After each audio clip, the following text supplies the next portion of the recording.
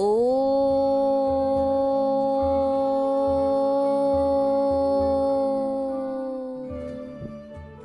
नमस्कार दोस्तों, स्वागत है आपका कथा सागर में। और मैं आप लोगों को श्रीमद् भागवत महापुराण के हिंदी रूपांतरण यानी कि सुख सागर की कथाएं सुनाती हूँ।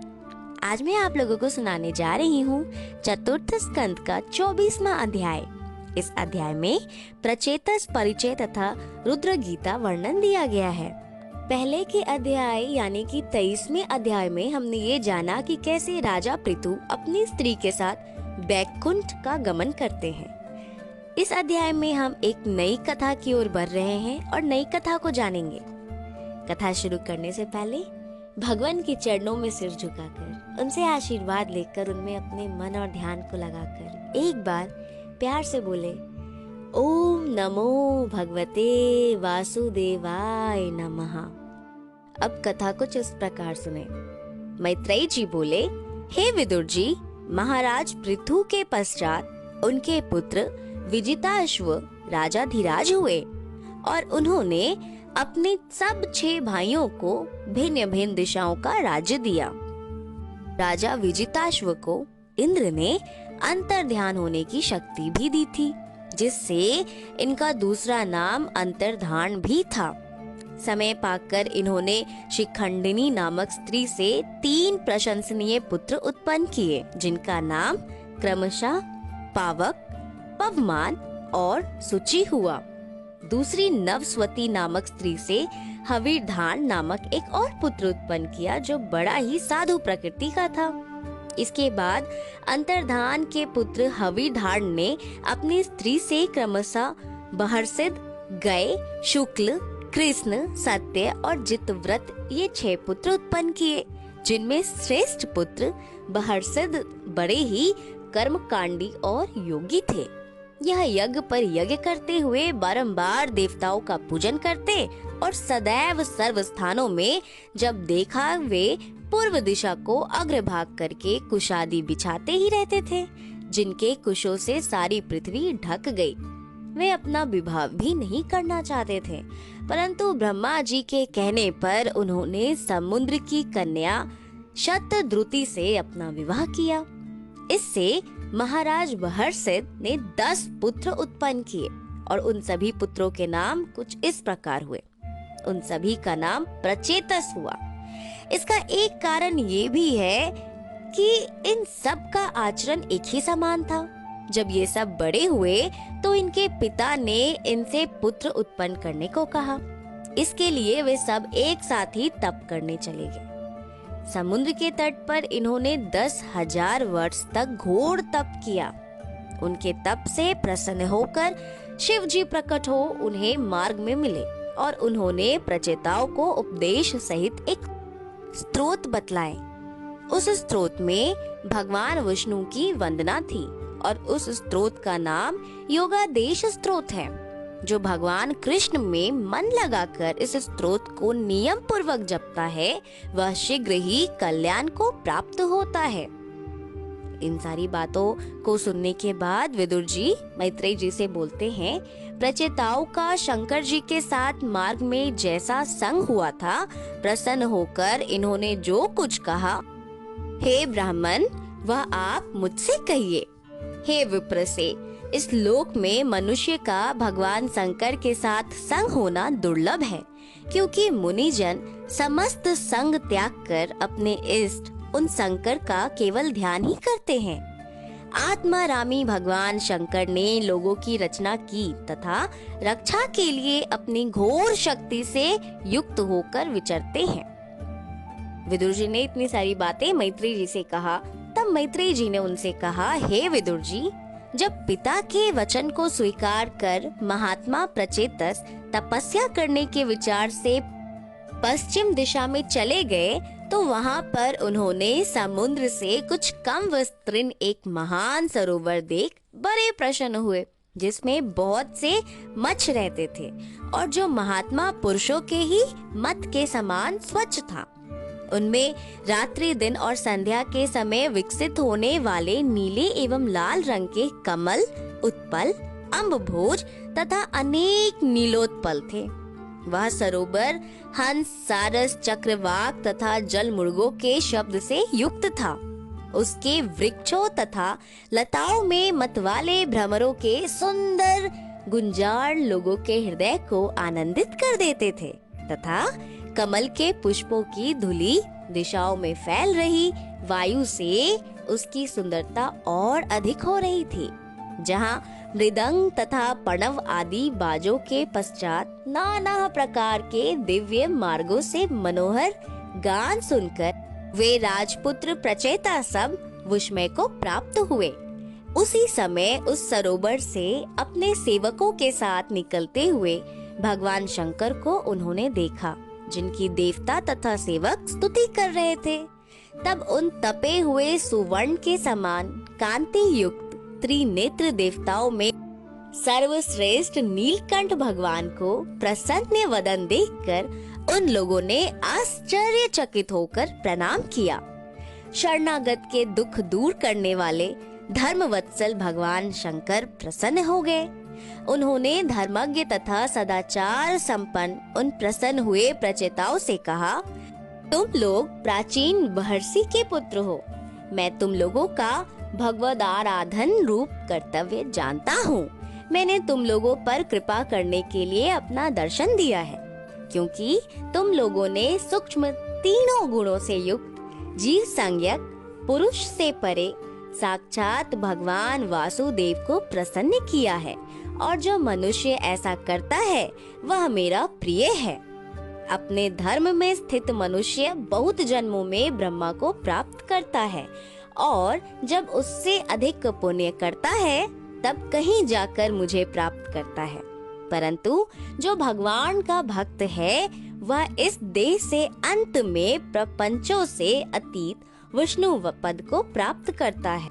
जैसे कि मैं तथा और सब देवता अधिकार नष्ट होने पर प्राप्त करेंगे।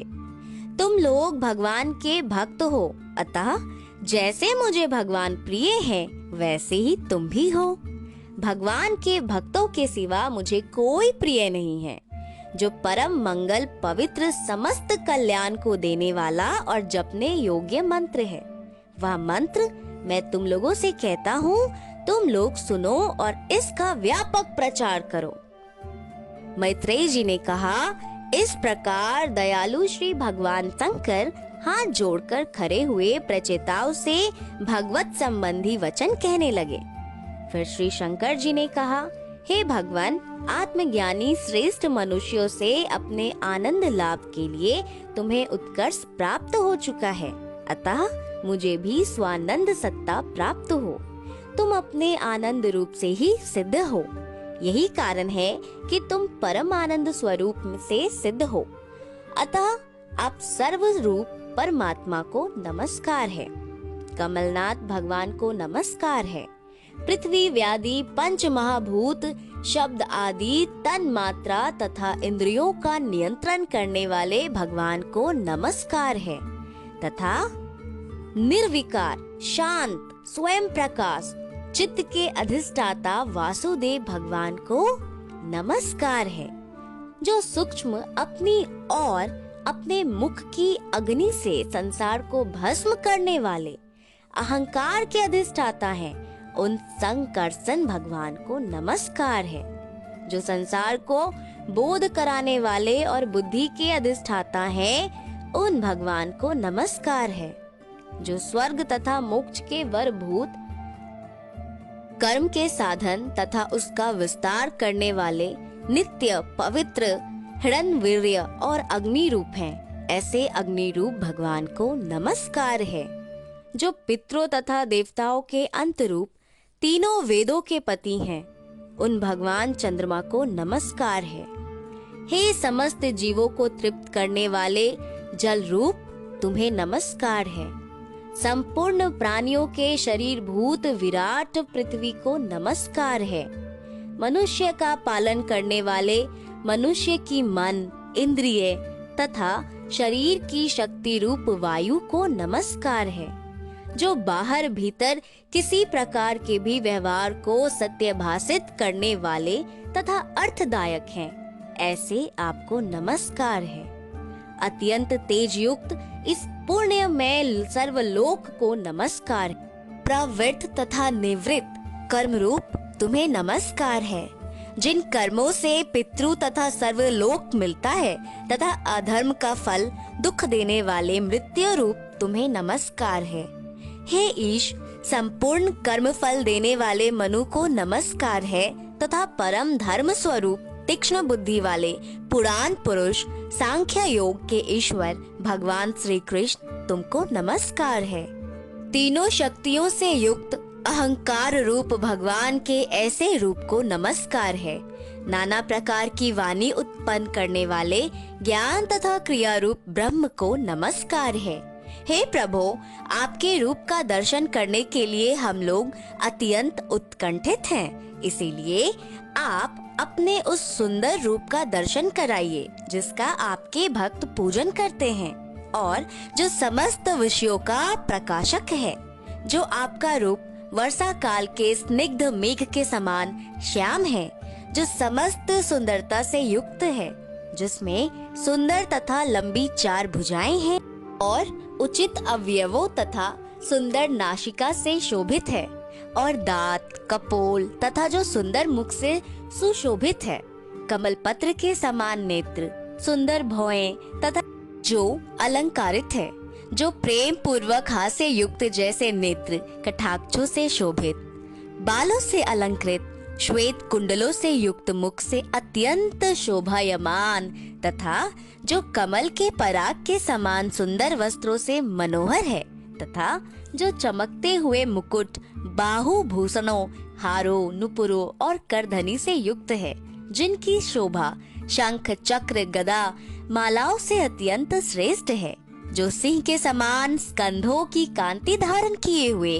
कुंडल आदि की शोभा से पूर्ण है, जिनकी ग्रीवा में कौस्तुभ मणि शोभित हो रही है, जो अपनी शोभा से तथा स्वर्ण रेखांकित निकष पाषाण को भी तिरस्कृत कर देने वाले वक्षस्थल से उल्लसित हैं, जो सांस लेने के कारण चंचल त्रिवलियों से अत्यंत सुंदर पीपल पत्र के सदृश उदर से युक्त उत्पन्न हुए इस विश्व को पुनः उसी में प्रवेश कराती हुई सी आवृत सदृश गहरी नाभि से समन्वित है, जिनमें श्याम श्रोणित कांति से सुंदर वस्त्र पर सुवर्णमयी मेखला है, जो समान जंघा, उरु और चरणों से समन्वित तथा निची जाणु से दर्शनीय है, जो कमलवत चरणों के नखों की कांति से आप हम लोगों के अज्ञान नष्ट करते हैं।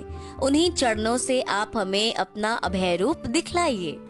हे गुरु, आप ही हम अज्ञानियों के मार्ग प्रदर्शक गुरु हैं। आपका यह रूप ध्यान करने ही योग्य है, जिससे भय प्रदायक भक्ति योग प्राप्त होता है।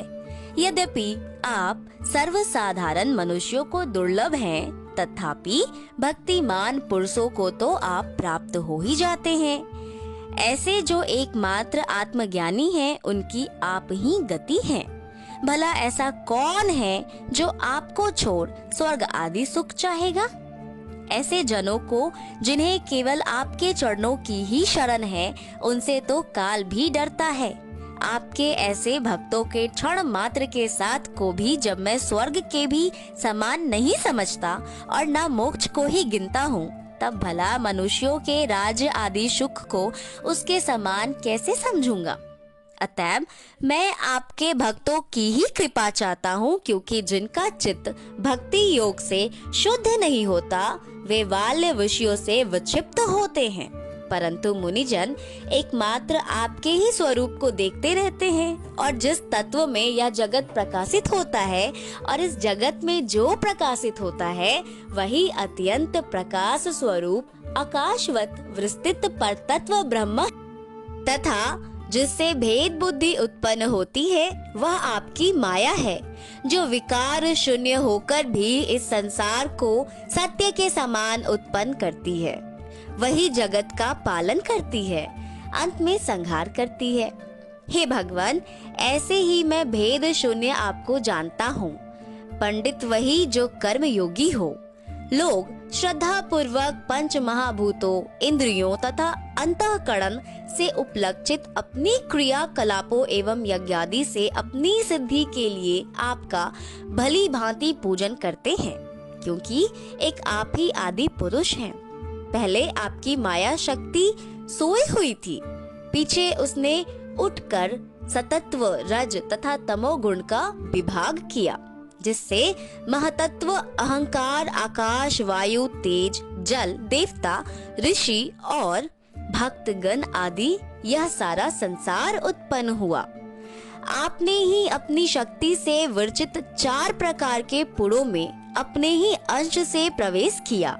इसीलिए दूसरे के भीतर विद्यमान जो चिताभास है उसे ही पुरुष कहा जाता है, और जो मधुमक्खियों द्वारा सपृष्ट मधु के समान इंद्रियों से विषय सुखों का भोग कराता है उसे जीव कहते हैं। परंतु भगवान, आपका स्वरूप किसी को ज्ञात नहीं होता। यह कृत्य मुझे इस प्रकार करना चाहिए, यह मेरा कर्तव्य है। जो कर्मों की चिंता से अत्यंत प्रमत्त विषयों में लोलुप, अंतर्वय विषयों के प्राप्त होने पर भी लोभी मनुष्य के ऊपर मृत्यु स्वरूप आप सहसा ऐसे आक्रमण करते हैं जैसे भूख से ओठ चाटने वाला सर्प मूसक पर आक्रमण करता है। अतः आपके अपमान से नाश को प्राप्त हुआ। भला ऐसा कौन शरीरधारी पंडित होगा जो आपके चरण कमल को छोड़ देगा, जिससे नाश की शंका से हमारे गुरु ब्रह्मा जी 14 मनु भी निसंकोच दृढ़ भाव से पूछते हैं। ऐसे हैं ब्राह्मण, आप विद्यमानों के परम आत्म स्वरूप है तथा यह समस्त संसार शंकर के भय से ध्वस्त अर्थात भयग्रस्त है। अतएव कहीं से इसमें भय ना हो, ऐसे अकेले आप ही हम लोगों की शरण हैं। भगवान शिव ये योगादेश स्तोत्र उन प्रचेतस को सुनाते हैं और फिर उनसे कहते हैं, हे राजपुत्रों, इसी भाव से तुम अपने धर्म का अनुष्ठान करते हुए भगवान में मन लगाकर विशुद्ध भाव से इसका जप करो, इससे तुम लोगों का कल्याण होगा। इस प्रकार बारंबार उनका ध्यान और जप करने से तुम लोग अपनी आत्मा तथा समस्त प्राणियों में अवस्थित आत्म स्वरूप उन्हीं श्री हरि का पूजन करते रहो। योगादेश नामक इस स्तोत्र के पाठ के द्वारा ज्ञान प्राप्त कर मन से ध्यान करते हुए बड़े आदर से अभ्यास करते चलो। आज के बहुत पहले सृष्टि की इच्छा करने वाले ब्रह्मा जी ने अपने पुत्र भृगु आदि के सम्मुख यह स्तोत्र हम लोगों से कहा था, जिसका उन्हीं प्रजापतियों के साथ हम लोगों ने भी जप किया, जिससे हमारा अज्ञान तो नष्ट हुआ ही, साथ ही हम लोगों ने नाना प्रकार की प्रजाएं उत्पन्न की। अतः इस मंत्र को जो भी मनुष्य सावधान होकर एकाग्रचित्त से नित्य जपता है, उसका संसार में ज्ञान का स्थान सर्वोच्च है, क्योंकि मनुष्य इसे सुख पूर्वक कर लेता है। जो मनुष्य मेरे कहे हुए इस स्तोत्र को एकाग्रचित हो श्रद्धा से पढ़ता है, वह दूसरों से दुर्लभ भी भगवान को प्राप्त करता है और इस स्तोत्र से स्तुत्य भगवान उसके कल्याण को देते हैं। जो मनुष्य प्रातः काल उठकर इस स्तोत्र को श्रद्धा पूर्वक हाथ जोड़कर सुनता या सुनाता है, वह कर्म बंधनों से मुक्त हो जाता है। हे राजपुत्रों, इसके जप से तुम्हारे सभी मनोरथ पूर्ण होंगे। और इसी के साथ चतुर्थ स्कंद का 24वां अध्याय यहीं पर संपूर्ण होता है। तो सब कोई मेरे साथ एक बार प्रेम से बोले, ओम नमो भगवते वासुदेवाय नमः। अब हम 25वें अध्याय यानी कि आगे के अध्याय में जानेंगे पुरंजन और पुरंजनी आख्यान। कथा को सुनने के लिए आप कथा सागर के परिवार से जुड़ जाएं। कथा सागर के परिवार से जुड़ने के लिए कर दे चैनल को सब्सक्राइब, हिट कर दे बेल आइकन और एक विनती मैं आप लोगों से करना चाहूंगी, वो ये कि अच्छी अच्छी बातों को, धर्म की बातों को अपने तक सीमित करके, अपने तक रोक के बिल्कुल भी नहीं रखिए। इसको जितना ज्यादा से ज्यादा हो सके शेयर कीजिए। इस योगा देश स्रोत को जितना से ज्यादा हो सके अपने परिवार वालों, अपने दोस्तों, अपने जान पहचान वालों को बतलाइए। अब मैं लेती हूँ आप लोगों से विदा। जल्द मिलूंगी 25वें अध्याय में। तब तक के लिए खुश रहिए, स्वस्थ रहिए, हंसते रहिए, अपना ख्याल रखिए, अपने आसपास वालों से मिलजुल कर रहिए और भगवान में अपने मन को लगा